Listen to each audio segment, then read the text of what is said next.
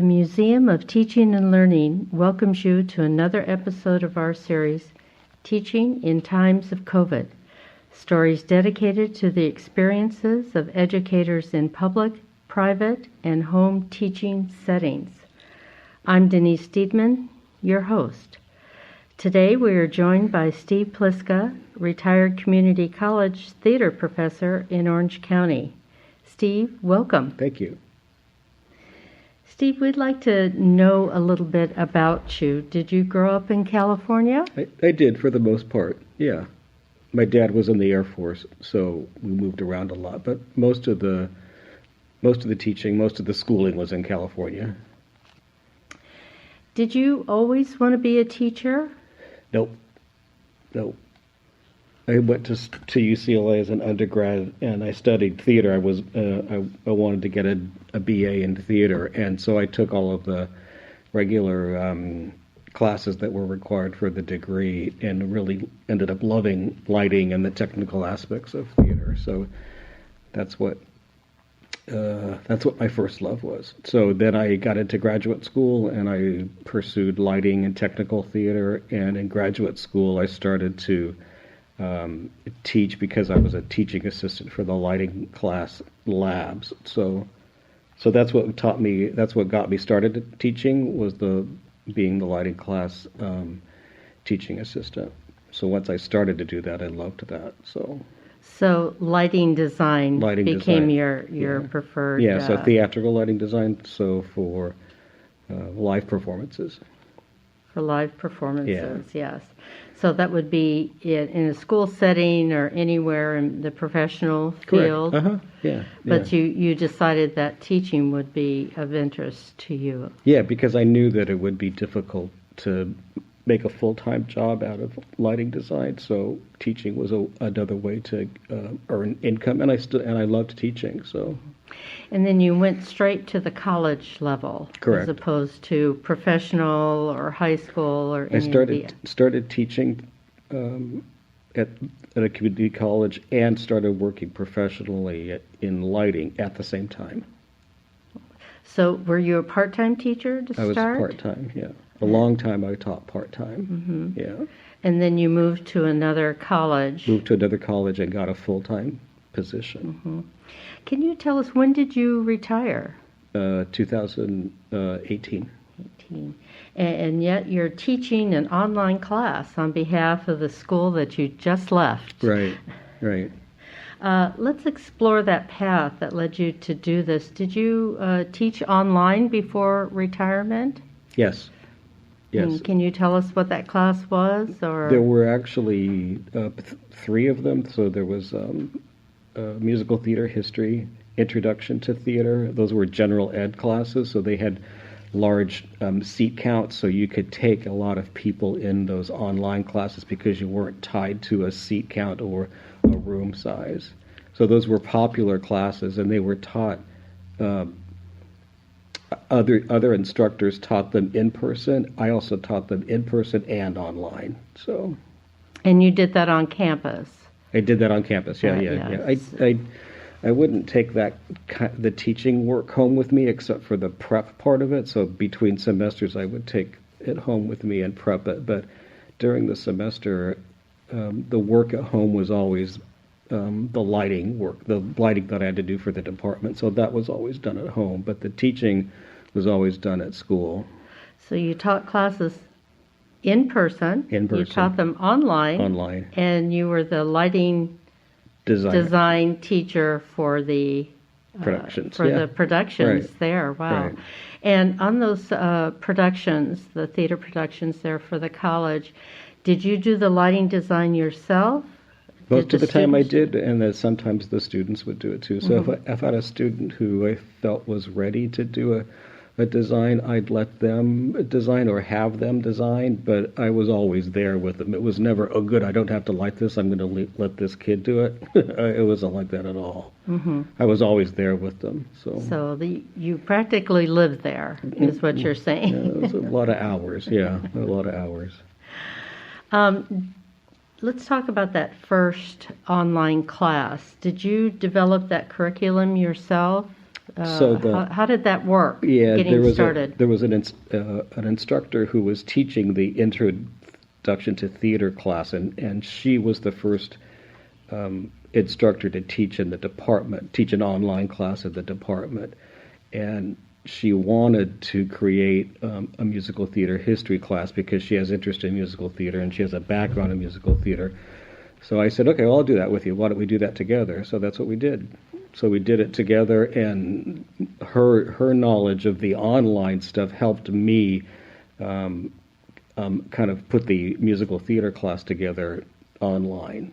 To make sense. Mm-hmm. So you ended up teaching the musical theater class, and she did not.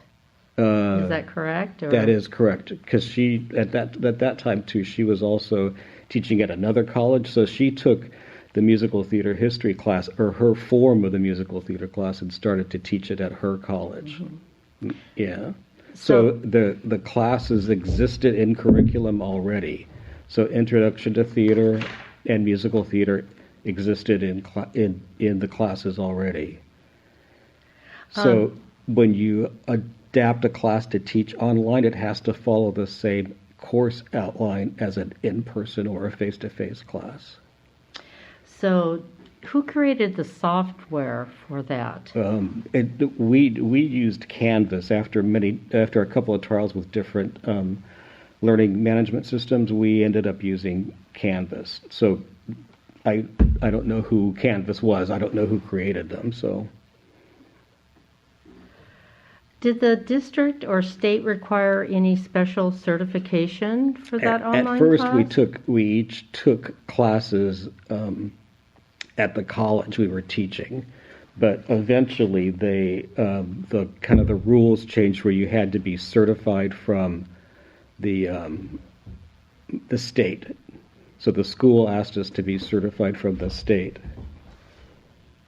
And that's a class that you. How did you take that class, or how was that offered? Do you remember that? Yeah, there were 4 classes that you had to take to be certified, and you took them online, enrolled in them, and took them online as a student. But they were taught by the California Community College's online teaching initiative. So it took about 4. I couldn't take all the classes at the same time because that wasn't available when I was available. So I had to take all 4 of them separately. So it probably took 6 months to take all 4 of them. So then I got certified in that. So I think nowadays it's common to be certified to teach online. At least at our college it was. Or it is. So you were there at the beginning of this online teaching in your district. Then do you think that was prevalent? Yeah, but other instructors, other teachers were doing the same thing that I was doing at the college too. Does that make sense? Just in different fields, different subject matters. Yeah. So a math class or a history class was Correct. Already up and running, but for the theater department, this was new. And correct. This is a combination of a history class or a GED class. Not a GED class, but a general education class. General education. Yeah, so okay. GED usually means high school levels, but so college level it would be general ed classes because those classes fulfill some kind of requirement to get an AA. And which one of your classes would be the general ed class?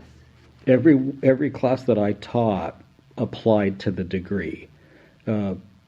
But the general ed classes were intro to theater and musical theater history. So you would get in musical theater history and in intro to theater, you wouldn't just get theater students.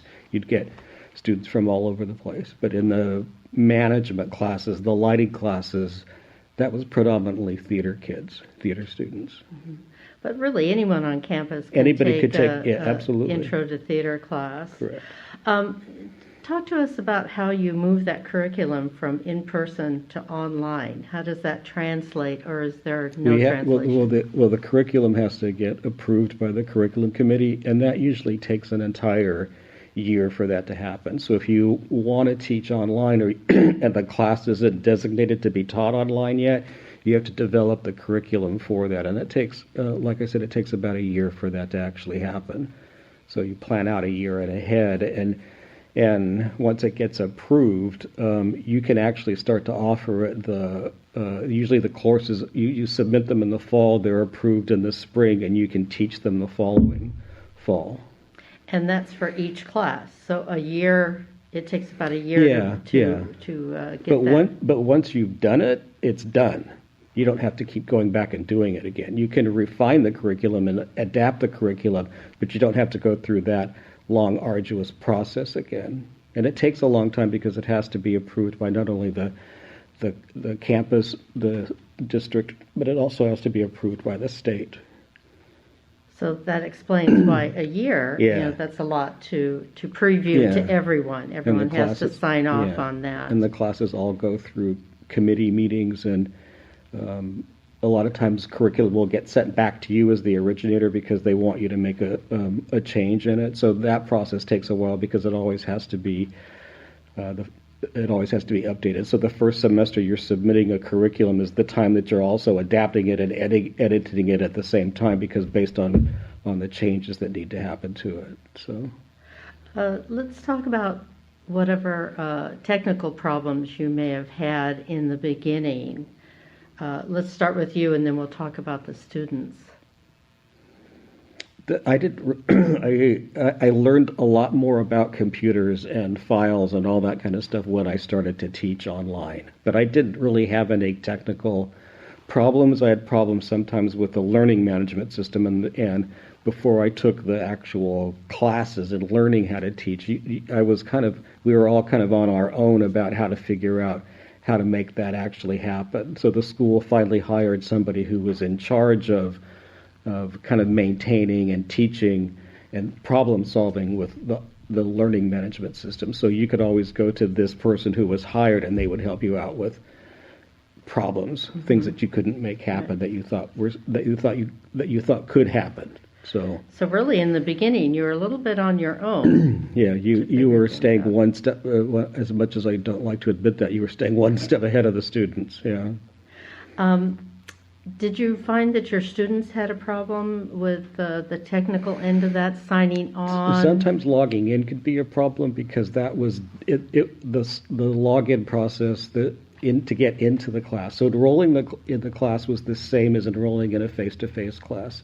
But logging into a computerized class or an online class, it presented problems. So if the kids didn't have the right kind of documentation, or they're inadvertently putting in wrong numbers or course numbers, or their own wrong ID numbers, then it became a problem. But I could always solve them with the kids. It wasn't that hard. Usually there are office hours for teachers at college to help with students. How does that work with an online class? So when I was full-time, when I taught full-time, I had published office hours. So the kids in my online classes could come and see me in those office hours. So now that I'm just really teaching one class, we have to do virtual office hours, and I set them up on an as-needed basis. Most of the communication happens through emails and through course feedback in the online classes. So they can ask questions online and discuss things with you. Obviously, this isn't a Zoom class then. It's not a Zoom class. Right, so it's not an in-person online, a live class. Yeah, it's correct. There's no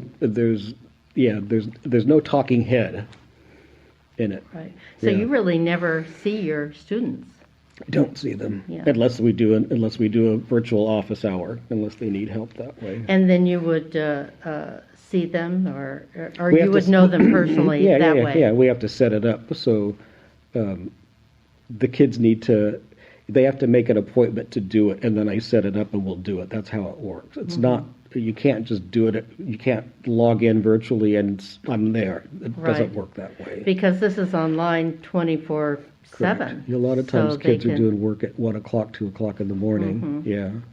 So you must wake up with several emails online. Yeah. I want to turn to the first lockdown in March of 2020. I'd like to explore the differences that you've experienced from that time teaching your class online, pre-COVID, and during COVID.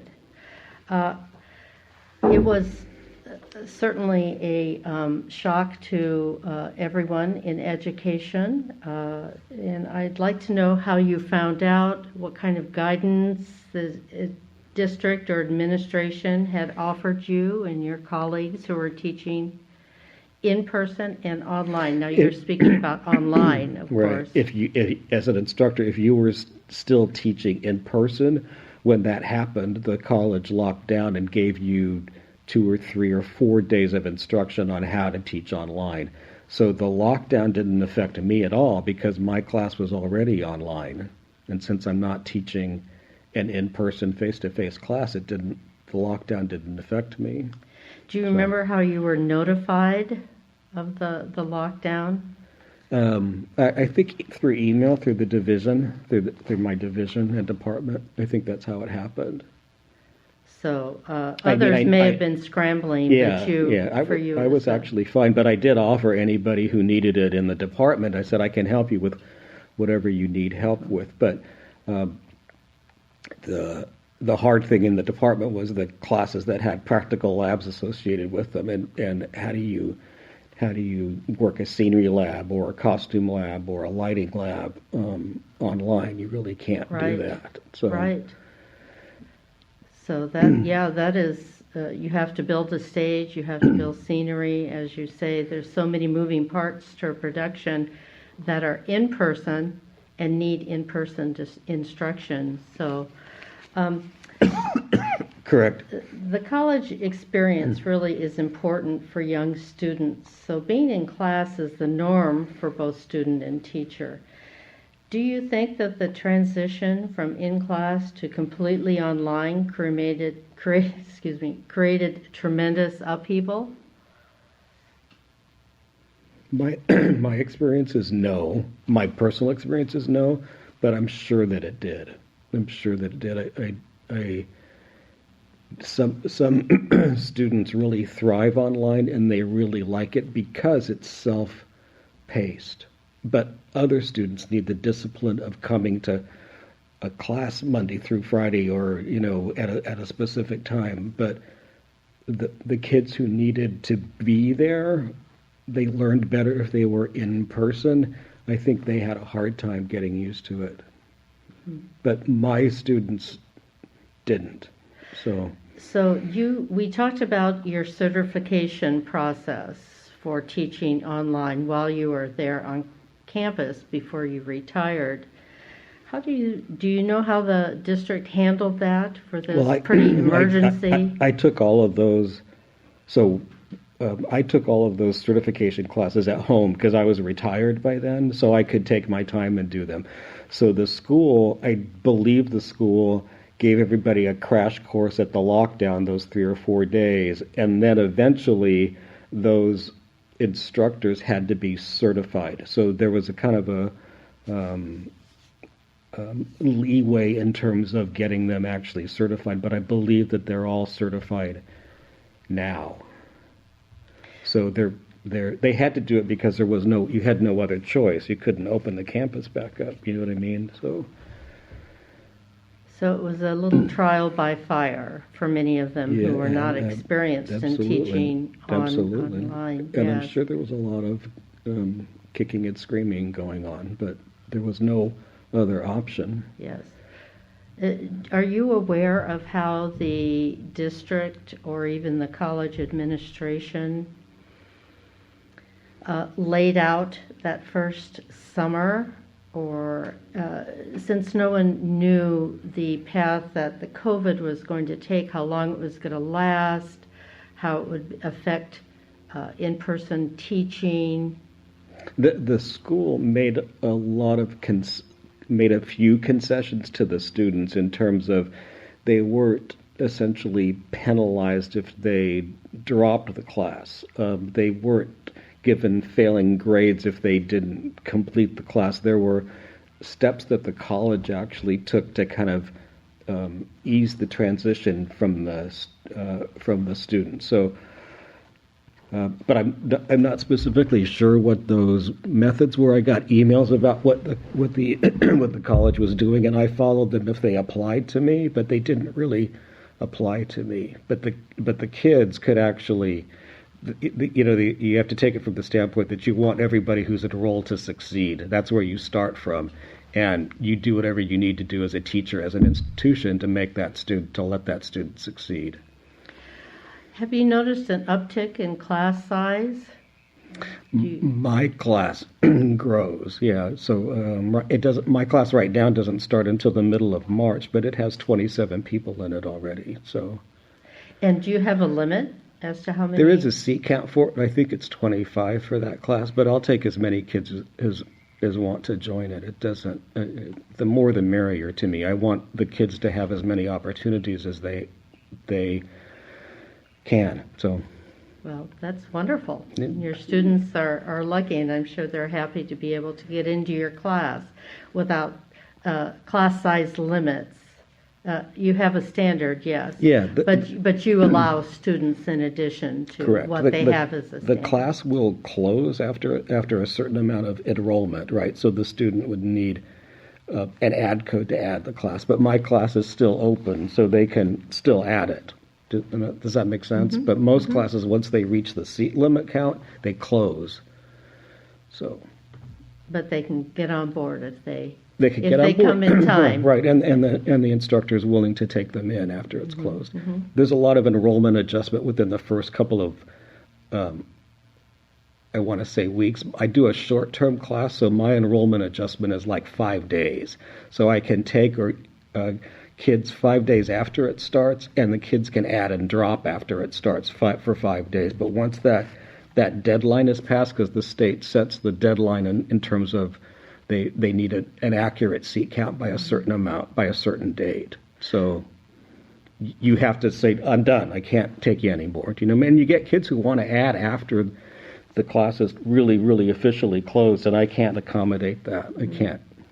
The kids can petition to do that, but in an online class, it's really difficult to accommodate that because you have a certain set of assignments or a certain set of assignments in a module that are due at a specific time. So it is time sensitive, in a fashion, yes. Yeah, I'm pretty lax about it. If you have to complete a student has to complete all the assignments in a particular module before the next module opens. So they can work ahead as much as they want to, but they still have to turn the assignments in on time. And the next module won't open until they've completed all the assignments in the previous module. Is there any material that they have to purchase for this class? They have to purchase a textbook. Yeah. So you do teach to a textbook? Yeah, yep.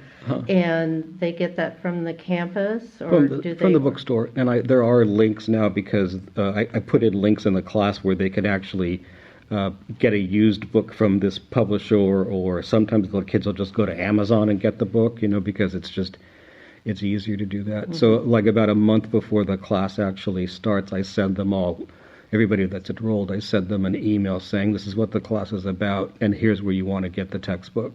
And most of them go to the bookstore to get it because the bookstore sells used ones for them. Mm-hmm. So. And we talked about how you assist your students online. That remains the same as when you were teaching this before retirement. Steve, I'd like to ask you a couple of final questions, if I can. Please. Do you see yourself teaching an online class in the coming years? Only if I'm asked to. I won't go pursue another job or another class to teach. I'll stay with my same college. If they want me to, I'll do it. So the way that works is they look at their teaching, it has to come, the classes, and then if they have a need, they'll come to you. Correct. And say, Steve, will you teach Correct. This class? Yeah. It has to come from the department coordinator. Yeah. Mm-hmm. Do you meet with anyone online in regards to this? The teaching online, do you account to anyone or? You don't correspond with your colleagues there, you just teach the class, and you don't have meetings? Adjunct teachers don't have meetings? No, because the nature of being adjunct is that you're not, you can't make those meetings. Does that make sense? You're not technically Yeah. part of the department. You're Right. just a visiting Correct. teacher. Yeah. Most adjunct teachers have multiple positions at multiple colleges, so they can't always make department meetings. That makes sense. Yeah. Good sense, Yeah. yes. And lastly, now that you're retired, even though you're still teaching an online class, can you tell us, what are you most proud of during your long career? Probably the students.